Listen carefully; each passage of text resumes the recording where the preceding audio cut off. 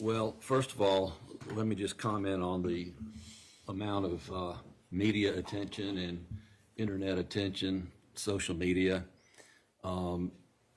It's always been part of my duty anytime I have a case similar to this that I do not watch local news.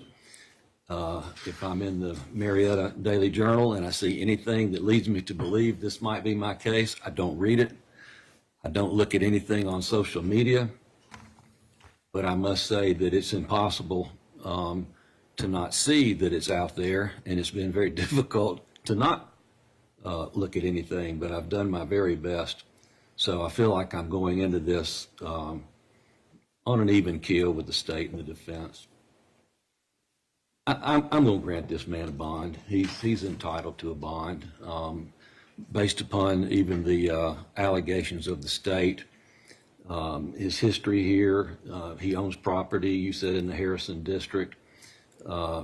He's educated, he's retired, manages properties, plural, apparently. He's married, he's in the Kiwanis Club. I mean, if he's got all that he needs to show me that he's a member of our community and that he has ties to the community. I don't blame the state from pointing out, and you did it yourself, Ms. Merchant, that he has some convictions. He doesn't have any type of conviction that bothers me in terms of any type of violent behavior or anything of that nature.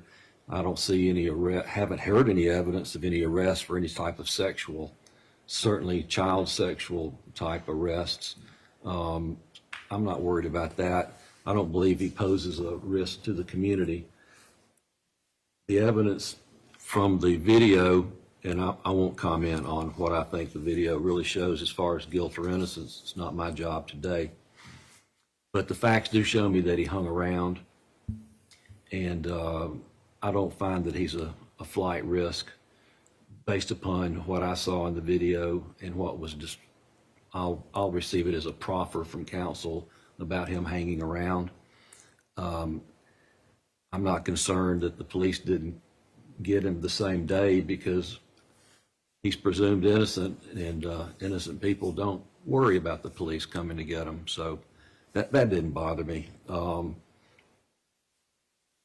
I'll grant a $10,000 bond. That was the number you gave me. Thank you, Judge. I don't have any problem with it. He can make it any way he wants. It doesn't have to be a cash bond. As far as conditions, let me hear from you, Mr. Evans, as to any special conditions that, I mean, I would always put in there no drugs and alcohol, not because of the allegations that you've made, but that's every bond I do. And although I'm not a magistrate, I don't grant that many bonds because of reasons you know about. No drugs and alcohol, no contact with the alleged victim or any member of her family. What else do you want? You've nailed almost all of them, Judge.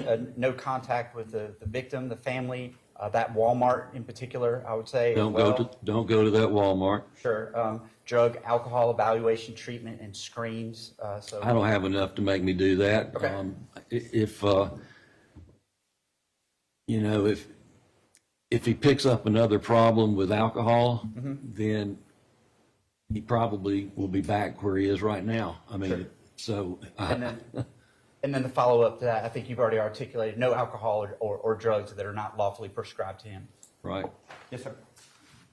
Do you object to any of those conditions? No, Judge, not at all. I'm not sure, this wasn't mentioned, but I just wanted to bring it up in advance. He has a trip in August that's already been paid for. We just want to make sure that he can go on that trip because it was a trip that was originally bought and paid for, and then his father died and it had to be moved, and it's with both of his children, extended family. It's an international trip, and so that is very significant to him. Well, in August. he's on probation right now? No. He's not on probation not, right no. now. You know, I got people in front of me that live in New York, and, you know, they certainly can go to New York. Thank you. And if I thought he was a risk, I wouldn't let him out of jail. Thank you, Judge. If you want me to put something in writing, then I'm happy to. And I appreciate that. I don't think it'll be an issue with that. Thank you. All right. Then why don't we do this? Madam Clerk, if you'll get the standard order, work with counsel, both of them to look at it. Mr. Evans can consent as to form only, and then bring it back to me in chamber so that I can review it, and then I will come back in the courtroom and go over them and get the man's signature, and that'll take care of it. All right. Thank you. We'll be in recess for a brief period.